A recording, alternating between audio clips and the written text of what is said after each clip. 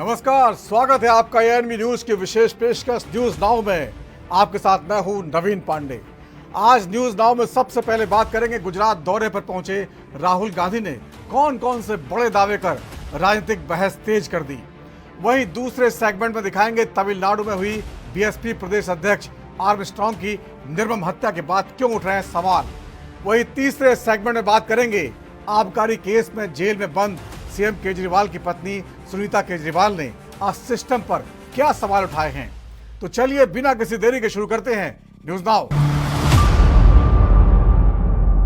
कांग्रेस नेता और लोकसभा में नेता प्रतिपक्ष राहुल गांधी ने गुजरात पहुंचकर राजकोट गेम जोन अग्निकांड के पीड़ितों से मुलाकात की।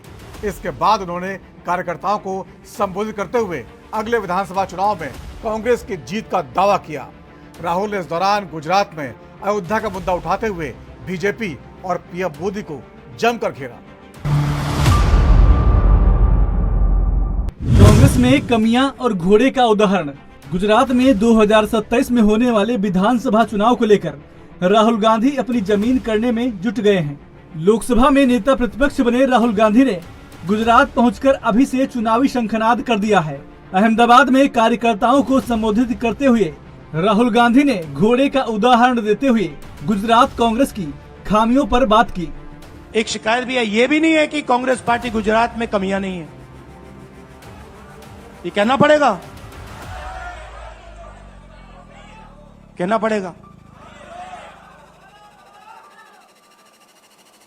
कमी क्या है? एक कार्यकर्ता ने मुझे बहुत अच्छी तरह बताया, कांग्रेस पार्टी के कार्यकर्ता ने, राहुल जी कहता है मुझे, राहुल जी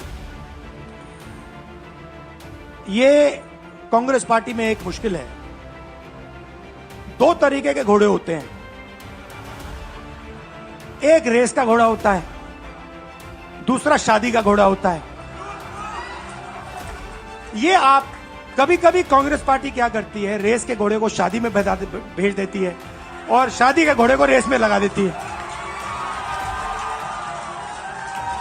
तो उसने कहा ये आप बंद करा दीजिए, रेस के घोड़े को आप रेस दौड़ाइए और शादी के घोड़े को आप शादी में भेजिए। तो ये हमें गुजरात में करना है।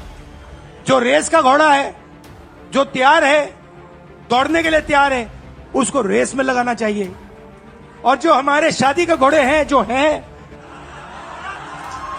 वो हैं, उनको हमें शादी में बारात में नचा देना चाहिए। जैसे अयोध्या में हराया वैसे ही गुजरात में हराएंगे। वहीं राहुल गांधी ने दावा किया जिस तरह इंडिया ब्लॉक ने बीजेपी को उनके गढ़ अयोध्या में हरा दिया, उसी तरह हम इनको गुजरात में हरा देंगे। उन्होंने इस बात को लिख कर देने की बात भी कही। शिव जी की फोटो देखिए, उसमें आपको यह दिखाई देगा। और इसका मतलब है डरो मत, डराओ मत। और मैं आपसे यहां कहने आया हूं, इन्होंने आपके ऑफिस पे आपके कार्यकर्ताओं पर आक्रमण किया है। अब आपको डरना नहीं है, डराना नहीं है। इन्होंने हमारे ऑफिस पे धमकाकर, ऑफिस को तोड़कर हमें चैलेंज दिया है। चैलेंज क्या है? गुजरात के चुनाव में मैं आपको बता रहा हूं, हम सब मिलकर इनको गुजरात में हराने जा रहे हैं। जो हमने कहा, और लिख के ले लो, लिख के ले लो, कांग्रेस पार्टी की जो आत्मा है वो गुजरात के चुनाव में लड़ेगी और नरेंद्र मोदी और बीजेपी को गुजरात में, जैसे हमने अयोध्या में हराया है, वैसे ही हम गुजरात में इनको हराने जा रहे हैं। कौन हराएगा? हमारे लीडर हराएंगे, हमारे बब्बर शेठ टाइगर हराएंगे। अयोध्या से चुनाव लड़ना चाहते थे मोदी। राहुल गांधी ने दावा किया कि प्रधानमंत्री मोदी अयोध्या से चुनाव लड़ना चाहते थे। अयोध्या में 3 बार सर्वे कराया गया, लेकिन सर्वे वालों ने कहा कि अगर नरेंद्र मोदी अयोध्या से चुनाव लड़ेंगे तो हार जाएंगे। अंदर की बात बताता हूं, अब यहां आया हूं, परिवार से बात हो रही, तो अंदर की इनसाइड ट्रैक बता देता हूं। इनसाइड ट्रैक है, उसी एमपी ने बताया, राहुल जी यहां पे 3 बार सर्वे हुआ था, नरेंद्र मोदी जी वाराणसी से नहीं लड़ना चाहते थे, नरेंद्र मोदी जी अयोध्या से लड़ना चाहते थे। उनके सर्वेयर आए, 3 बार आए, नरेंद्र मोदी जी आए और सर्वेयर ने उनको कह दिया, नरेंद्र मोदी जी अगर आप अयोध्या से लड़ेंगे आप अयोध्या में हारेंगे, आप अयोध्या में मत लड़िए, क्योंकि अगर आप लड़ गए आपका राजनीतिक करियर अयोध्या में खत्म हो जाएगा। इसलिए अयोध्या से नहीं लड़े, वाराणसी से लड़े। और वाराणसी में हमने 1-2 छोटी गलती कर दी, नहीं तो वहां उनको निपट लेते। मतलब आप देखिए, अयोध्या में उन्हीं के लोगों ने उनसे कहा कि हारोगे, और काशी में कितने से जीते? 1 लाख वोट से जीते। मतलब जान बचा के निकले हैं। दरअसल राहुल गांधी का यह गुजरात दौरा इसलिए भी मायने रखता है क्योंकि उनके हिंदू वाले बयान के बाद अहमदाबाद में ही सबसे पहले हिंसा देखने को मिली थी। अहमदाबाद में कांग्रेस मुख्यालय और राजीव गांधी भवन में तोड़फोड़ की गई थी। ऐसे में कांग्रेस मानती है कि राहुल गांधी इस मुश्किल समय में राज्य का दौरा करने से कार्यकर्ता भी उत्साह से भर जाएंगे और वे गुजरात चुनाव के मिशन के लिए पूरी ताकत के साथ आगे बढ़ पाएंगे। हालांकि आंकड़े राहुल गांधी के दावे का समर्थन नहीं करते। बीते विधानसभा चुनाव के नतीजों की बात करें तो बीजेपी ने सभी पुराने रिकॉर्ड ध्वस्त करते हुए 156 सीटें जीती थी। दूसरी तरफ कांग्रेस मात्र 17 सीटों पर सिमट गई। ऐसे में इस अंतर को पाटना ही राहुल गांधी के लिए एक बड़ी चुनौती साबित होने वाला है। Special desk NV news.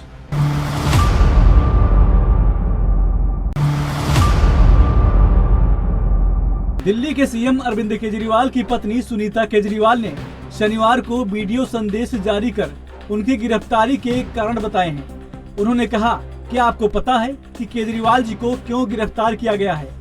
Kejriwal ji को एनडीए के एक सांसद के बयान पर गिरफ्तार किया गया है। उनका नाम है मगुंटा श्रीनिवासु रेड्डी यानी एमएसआर। एमएसआर आंध्र प्रदेश से एनडीए के सांसद हैं। उन्होंने कहा आखिर एमएसआर ने ऐसा क्या बयान दिया कि आपके मुख्यमंत्री अरविंद केजरीवाल जी को गिरफ्तार कर लिया गया। 17 सितंबर 2022 को एमएसआर के ठिकानों पर ईडी की रेड हुई। उनसे पूछा गया कि क्या वो कभी केजरीवाल जी से मिले हैं। उन्होंने कहा कि हाँ, मैं 16 मार्च 2021 को केजरीवाल जी से दिल्ली सचिवालय में उनके दफ्तर में मिला था। मैं दिल्ली में फैमिली चैरिटेबल ट्रस्ट खोलना चाहता था। इसके लिए सीएम से जमीन के लिए बात करने गया था। केजरीवाल जी ने कहा कि जमीन एलजी के पास है, आप आवेदन दे दो, मैं देखता हूँ। नमस्कार। क्या आपको पता है कि केजरीवाल जी को गिरफ्तार क्यों किया है? केजरीवाल जी को एनडीए के एक एमपी के बयान पर गिरफ्तार किया है। उनका नाम है मगुंटा श्रीनिवासलू रेड्डी यानी एमएसआर। एमएसआर आंध्र प्रदेश से एनडीए के एक सांसद हैं। एमएसआर ने ऐसा क्या बयान दिया जिससे आपके मुख्यमंत्री केजरीवाल को गिरफ्तार कर लिया? 17 सितंबर 2022 को एमएसआर के ठिकानों पर ईडी की रेड हुई। उनसे पूछा गया कि क्या वो कभी केजरीवाल जी से मिले हैं। उन्होंने कहा, हाँ, मैं 16 मार्च 2021 को केजरीवाल जी से दिल्ली सचिवालय में उनके दफ्तर में मिला था। मैं दिल्ली में एक फैमिली चैरिटेबल ट्रस्ट खोलना चाहता था। उसके लिए दिल्ली के सीएम से जमीन के बारे में बात करने गया था। केजरीवाल जी ने कहा, लैंड एलजी के पास है, एप्लीकेशन दे दो, हम देखते हैं, और कहकर चले गए। राघव की पत्नी ने आत्महत्या करने की कोशिश की। उन्होंने कहा ईडी को एमएसआर का जवाब पसंद ही नहीं आया। ईडी ने कुछ दिन बाद एमएसआर के बेटे राघव मगुंटा को गिरफ्तार कर लिया। फिर से एमएसआर के और बयान लिए गए, मगर वो अपना पहला वाला बयान ही दोहराते हुए जो कि सच था। इस कारण उनके बेटे की जमानत खारिज होती गई। इस दौरान राघव की पत्नी ने आत्महत्या करने की कोशिश की और उनकी बूढ़ी माँ बहुत बीमार हो गई। इन सबको देखते हुए बाप भी टूट गया। ईडी को एमएसआर का जवाब पसंद ही नहीं आया। ईडी ने कुछ दिन बाद एमएसआर के बेटे राघव मगुंटा को गिरफ्तार कर लिया। फिर से एमएसआर के और बयान लिए गए, मगर वो अपना पहले वाला बयान ही दोहराते रहे क्योंकि वही सच था, और उनके बेटे राघव रेड्डी की बेल खारिज होती रही। इस दौरान सदमे से राघव की पत्नी यानी एमएसआर की पुत्रवधू ने आत्महत्या करने की कोशिश की और उनकी बूढ़ी मां बहुत बीमार हो गई। इन सबको देखते हुए बेटे के लिए बाप भी टूट गया। एमएसआर ने ईडी में अपना बयान बदल दिया। उन्होंने कहा 17 जुलाई 2023 को एमएसआर ने ईडी में अपना बयान बदल दिया। उन्होंने अब कहा कि 16 मार्च 2021 को मैं केजरीवाल जी से मिलने गया। मुश्किल से 4-5 मिनट मुलाकात हुई। मेरे कमरे में घुसते ही केजरीवाल जी ने मुझसे कहा कि दिल्ली में आप शराब का काम शुरू करो, बदले में आम आदमी पार्टी को 100 करोड़ रुपए दीजिए। केजरीवाल जी से मेरी यह पहली और आखिरी मुलाकात थी। इस बयान के बाद राघव को ईडी ने बेल दिलवा दी। 17 जुलाई 2023 को पिता एमएसआर ने ईडी में अपना बयान बदल दिया। उन्होंने अब कहा 16 मार्च 2021 को मैं केजरीवाल जी से मिलने गया था। मुश्किल से 4-5 मिनट मुलाकात हुई। वहीं 10-12 लोग बैठे थे। मेरे कमरे में घुसते ही केजरीवाल जी ने मुझसे कहा कि दिल्ली में आप शराब का काम शुरू करो, बदले में आम आदमी पार्टी को 100 करोड़ रुपए दे दीजिए। केजरीवाल जी से ये मेरी पहली और आखिरी मुलाकात थी। इस बयान के बाद अगले ही दिन एमएसआर के बेटे राघव रेड्डी को ईडी ने बेल। एमएसआर के बेटे और परिवार को किया गया प्रताड़ित। उन्होंने कहा जाहिर है कि एमएसआर का यह बयान झूठा है। वे खुद कह रहे हैं कि ये उनकी केजरीवाल जी से पहली और आखिरी मुलाकात थी। 10 से 13 लोग वहाँ बैठे थे। अगर किसी को किसी से पैसे मांगने भी थे तो क्या कोई किसी अजनबी से 10-12 लोगों के सामने ऐसे पैसे मांग लेता? जाहिर है कि एमएसआर के बेटे और परिवार को 5 महीने बुरी तरह प्रताड़ित किया गया। इसलिए एमएसआर ने अपने बेटे को बचाने के लिए झूठा बयान दिया। इस बयान को देने के बाद 2 दिन बाद ही राघव को बेल मिल जाती है कि एमएसआर का यह बयान झूठा है। वे खुद कह रहे हैं कि यह उनकी केजरीवाल जी से पहली और आखिरी मुलाकात थी। 10-12 लोग वहां बैठे थे। अगर किसी को किसी से पैसे मांगने भी थे तो वह क्या कोई किसी अजनबी से पहली मुलाकात में ही 10-12 लोगों के सामने इस तरह पैसे मांग लेगा?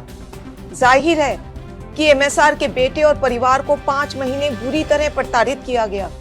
इसीलिए एमएसआर ने अपने बेटे को बचाने के लिए झूठा बयान दिया और इस बयान को देने के बाद 2 दिन में ही एमएसआर के बेटे को बेल मिल जाती है। सुनीता ने कहा इन सब बयानों से एक बात तो साफ है कि अपने बेटे को जेल से निकलवाने के लिए एमएसआर ने झूठा बयान दिया। कोर्ट ने भी केजरीवाल जी को बेल देते हुए यही माना कि ईडी ने बेल का लॉलीपॉप देकर बयान लिया। आपके बेटे केजरीवाल को एक गहरे राजनीतिक षड्यंत्र का शिकार बनाया गया है। वे एक पढ़े लिखे देशभक्त और कट्टर ईमानदार व्यक्ति हैं। अगर आज आप उनके साथ खड़े नहीं हुए तो फिर इस देश में पढ़े लिखे और ईमानदार लोग राजनीति में नहीं आएंगे। क्या नरेंद्र मोदी जी केजरीवाल जी के साथ सही कर रहे हैं? तब बयानों से एक बात तो साफ हो गई कि अपने बेटे को जेल से निकलवाने के लिए एमएसआर ने झूठा बयान दिया। कोर्ट ने भी केजरीवाल जी को बेल देते हुए यही माना कि ईडी ने बेल का लॉलीपॉप देकर बयान लिया बिना किसी सबूत के। आपके बेटे केजरीवाल जी को एक गहरे राजनीतिक षड्यंत्र का शिकार बनाया गया है। वो एक सामान्य पढ़े लिखे देशभक्त और कट्टर ईमानदार व्यक्ति हैं। यदि आज आप उनके साथ खड़े नहीं हुए तो इस देश में पढ़े लिखे ईमानदार लोग कभी राजनीति में नहीं आएंगे। क्या मोदी जी केजरीवाल जी के साथ ठीक कर रहे हैं? इस वीडियो को ज्यादा से। सुनीता ने इसके साथ ही पीएम मोदी पर उनकी पार्टी को खत्म करने का आरोप लगाया। उन्होंने कहा कि पीएम मोदी ईडी, सीबीआई के जरिए झूठे मामले में उनके नेताओं को फंसाकर पार्टी को खत्म करने में लग गए हैं, लेकिन हमें कोर्ट पर पूरा भरोसा है कि वह बेदाग होकर जरूर बाहर आएंगे।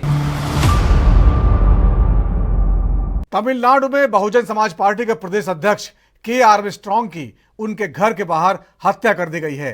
6 हमलावरों का इस तरह सरेआम एक राजनेता की हत्या ने सिस्टम पर सवाल खड़े कर दिए हैं। यह हत्या ऐसे समय पर की गई जब बीएसपी नेता आर्मस्ट्रांग चेन्नई स्थित अपने आवास पर पार्टी कार्यकर्ताओं से बात कर रहे थे। वहीं हत्या को लेकर देश भर में बयानबाजी भी तेज हो गई है।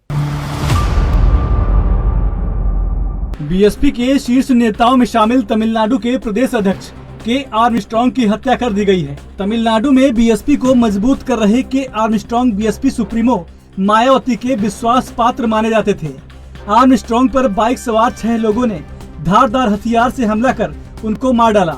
घटना चेन्नई के सेम्बियम इलाके की है। चेन्नई पुलिस ने बताया कि तमिलनाडु बीएसपी अध्यक्ष आर्मस्ट्रांग की हत्या की जांच के लिए एडिशनल पुलिस कमिश्नर के नेतृत्व में 10 विशेष टीमें गठित की गई हैं। वहीं बीएसपी के प्रदेश अध्यक्ष के आर्मस्ट्रांग की हत्या पर ग्रेटर चेन्नई के पुलिस कमिश्नर संदीप राय राठौड़ ने कहा,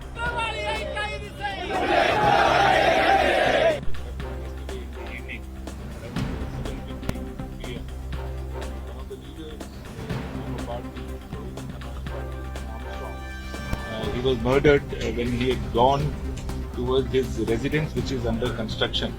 So this construction place, some of the accused had come and had murdered him. Subsequent to him, he had some 4 people accompanying him. They were also injured. During this thing, after the incident, as soon as we came to know, immediately he was rushed to the local clinic by his own support team. Later on, police went there, and subsequently a case has also been registered. So based on the initial investigation, which we came to know through the CCTV cameras and generally how we investigate cases regarding cell phones and other direct eyewitness account, we were able to nab 8 accused persons whom we suspect were strongly involved in commission of this offence. So the team which had arrested them is inquiring them, and as on date, Mr. Armstrong's body, the PM was conducted, and we have made some arrangement for giving him the final resting place en route. So the situation in Chennai city is normal, law and order is maintained, and we will not leave any stone unturned to detect this case and to probe all the various angles where there seems to be some inputs. All the other accused who are part of this crime and who are involved in this will be brought to books, and we will see that all who are the genuine commission of offence, if there are any more, are brought on record. So the case is under investigation. Further details only once the investigation is over, we can give it. No, this only further investigation will prove, but right now we have sufficient evidence to prove that they are strongly suspected and they would have only committed the offence. It seems to be little premature to prove that it is a retaliation killing, but if there is, those angles are being probed into. If his role was there in any of the previous thing, will be brought. No, there is no political angle. वहीं BSP प्रदेश अध्यक्ष की हत्या के बाद तमिलनाडु में party कार्यकर्ता सड़कों पर उतर आए। पार्टी के नेता और कार्यकर्ताओं ने सड़कों पर उतरकर प्रदर्शन किया। पार्टी के नेताओं ने इस मामले में सीबीआई जांच की मांग की। उधर इस घटना से नाराज बीएसपी कार्यकर्ताओं ने चेन्नई में राजीव गांधी सरकारी अस्पताल के बाहर सड़क को भी अवरुद्ध कर दिया। बीएसपी प्रदेश अध्यक्ष की हत्या के बाद बीएसपी सुप्रीमो मायावती ने ऐलान किया कि वह चेन्नई जाएंगी और मृतक के परिजनों से मुलाकात करेंगी। बसपा सुप्रीमो ने एक्स पर पोस्ट करते हुए कहा, तमिलनाडु में बीएसपी के कर्मठ एवं समर्पित नेता व स्टेट पार्टी यूनिट के अध्यक्ष श्री के आर्मस्ट्रांग की कल शाम उनके चेन्नई आवास के बाहर की गई जघन्य हत्या से पूरे समाज में दुख व आक्रोश की लहर। सरकार को अविलंब सख्त जरूरी कार्रवाई करनी चाहिए ताकि ऐसी घटनाओं को आगे रोका जा सके। वहीं मायावती ने अपने दूसरी पोस्ट में लिखा, इस अति दुखद व चिंताजनक घटना की गंभीरता आदि को देखते हुए कल सुबह मेरा चेन्नई जाकर श्री आर्मस्ट्रांग को श्रद्धा सुमन अर्पित करने व उनके पीड़ित परिवार से मिलकर उन्हें सांत्वना देने का कार्यक्रम। सभी शांति व्यवस्था बनाए रखें, यह अपील। उधर लोकसभा में विपक्ष के नेता राहुल गांधी ने तमिलनाडु में बीएसपी चीफ के आर्मस्ट्रांग की निर्मम हत्या पर दुख जताया है। राहुल ने कहा है कि उन्हें बीएसपी चीफ की हत्या से गहरा सदमा लगा है। राहुल गांधी ने सोशल मीडिया प्लेटफॉर्म एक्स पर एक पोस्ट में कहा, बहुजन समाज पार्टी के तमिलनाडु प्रमुख थिरू आर्मस्ट्रांग की क्रूर और निर्मम हत्या से गहरा सदमा लगा है। उनके परिवार, दोस्तों और समर्थकों के प्रति मेरी संवेदनाएं हैं। तमिलनाडु कांग्रेस के नेता तमिलनाडु सरकार के साथ लगातार संपर्क में हैं और मुझे विश्वास है कि सरकार यह सुनिश्चित करेगी कि दोषियों को जल्द ही न्याय के कटघरे में लाया जाए। वहीं इस बीएसपी प्रदेश अध्यक्ष की हत्या पर देश भर के नेताओं ने इस घटना की निंदा की। इस प्रकार के जो राजनीतिक हत्याएं होते हैं, इन पर कठोर कार्रवाई होनी चाहिए। हत्या किसी भी रूप से हो, उस पर कठोर कार्रवाई होनी चाहिए, क्योंकि ये कानूनी व्यवस्था के ऊपर में एक प्रश्न हो जाता है। पंजाब में भी ऐसा हुआ है, तमिलनाडु में हुआ है। अब विपक्ष के जो नेता हैं वो ऐसे विषयों पे चुप्पी दिखाते हैं। उनको ऐसे लगता है कि भाई यहाँ पर अगर कुछ गड़बड़ हो गया तो इस पर हमें नहीं कहना चाहिए। ऐसे देश नहीं चलता। जहां पर हत्या हुआ उस हत्यारे के खिलाफ कार्रवाई होनी चाहिए।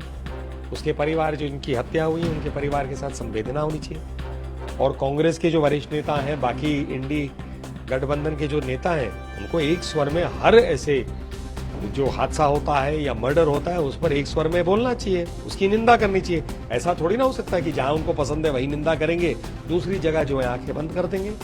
ये राजनीति नहीं है, ये तो एक प्रकार से मानवीय स्तर पे भी बहुत गलत चीज है। और दलों में है, अगर उनके अंदर पैदा होता है तो सरकार गिर भी सकती है। लेकिन सर किसी त्यागी कर रहे हैं, उन्होंने कहा है कि आप लोग हताशा में हैं, लालू यादव जी हताशा में, उनका आधार क्या है इस तरीके की बात करने का? हम 2029 तक सरकार चला रहे हैं। नहीं, वो जो कह रहे हैं वो स्वाभाविक है, उनको ऐसा कहना भी चाहिए क्योंकि उसी